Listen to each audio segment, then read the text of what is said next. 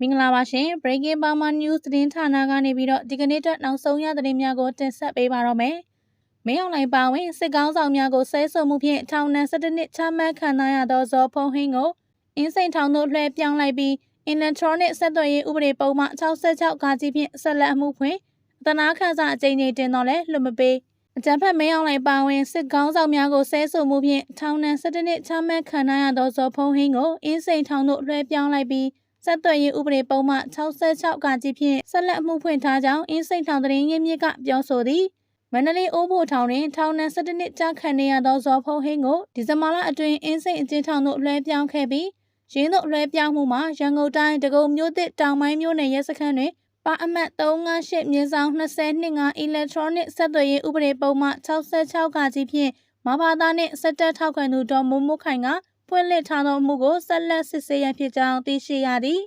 တောင်တကုံမှာသူ့ကို Electronic ဆက်သွယ်ရေးဥပဒေပုံမှန်66ကာကြီးနဲ့အမှုဖွင့်ထားတာရှိတယ်။အဲ့ဒီအမှုအတွက်အင်းစိန်ထောင်ကိုလွှဲတာလို့သိရတယ်။အဲ့ဒီအမှုကိုဆက်စစ်နေပြီဟုအင်းစိန်အကျဉ်းထောင်သတင်းရင်းမြစ်ကပြောဆိုပါတယ်ရှင်။2025ခုနှစ်ဩဂတ်စ်လ9ရက်အကြမ်းဖက်စစ်ကောင်းဆောင်မင်းအောင်လှိုင်အပါအဝင်စစ်ကောင်းဆောင်များကိုဆဲဆိုမှုအပါအဝင်ပုံမှန်များဖြင့်ဇော်ဖုံးဟင်းကိုထောင်ဒဏ်17နှစ်ချမှတ်ခဲ့ကြောင်းရင်းတို့ချမှတ်ခံရပြီးနောက်ဇော်ဖုံးဟင်းကိုထောက်ခံသောစစ်တပ်ဘက်တော်သားတို့စုပေါင်းက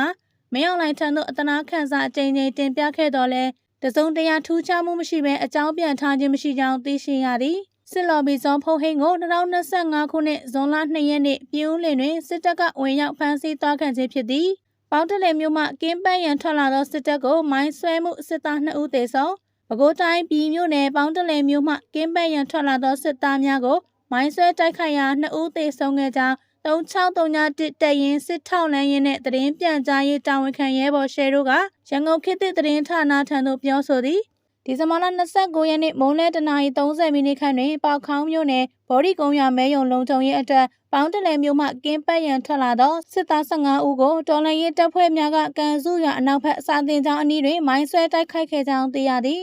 ထိုတိုက်ခိုက်မှုအတွင်းအကြမ်းဖက်စစ်တပ်ဘက်မှ2ဦးသေဆုံးက3ဦးထိခိုက်ဒဏ်ရာရရှိခဲ့ကြောင်းတိုက်ခိုက်မှုဖြစ်ပွားပြီးနောက်စစ်သားအလောင်းများနှင့်ဒဏ်ရာရသူများကိုကားပေါ်တင်၍ပေါင်းတလဲမြို့သို့ပြန်လည်ဆုတ်ခွာသွားကြောင်းသိရှိရသည်။ပေါခေါင်းမြို့နယ်ကဗော်ဒီကုန်းရွာမဲယုံကိုလုံခြုံရေးအတွက်ပေါင်းတလဲမြို့ကကင်းပတ်ထွက်လာတဲ့စစ်ခွေး15ကောင်ကိုကန်စုရွာအနောက်ဘက်စာတင်ကျောင်းအနီးမှာမိုင်းဆွဲတိုက်ခိုက်ခဲ့တာတိုက်ခိုက်မှုအတွင်းစစ်ခွေး2ကောင်သေတယ်။3ကောင်ထိခိုက်ဒဏ်ရာရတယ်။ရဲဘော်တွေတော့အထိခိုက်မရှိပြန်လည်ဆုတ်ခွာနိုင်ခဲ့ပါတယ်ဟု3631တပ်ရင်းစစ်ထောက်လန်းရင်းနဲ့သတင်းပြန်ကြားရေးတာဝန်ခံရဲဘော်ရှယ်တို့ကပြောဆိုပါတယ်ရှင်။အဆိုပါတိုက်ခိုက်မှုကိုဗျူဟာ21ကုတ်ကဲမှုအောက်ရှိပြည်ခရိုင်မှတ်13631တပ်ရင်းတပ်ခွဲ3ကလှုံ့ဆော်ခဲ့ခြင်းဖြစ်ပြီးပြည်သူများအနေဖြင့်အကြမ်းဖက်စစ်သားများအနီးသွာလာခြင်းမပြုကြရန်အသိပေးလိုကြောင်းရဲဘော်ရှယ်တို့ကဆက်လက်ပြောဆိုသည်။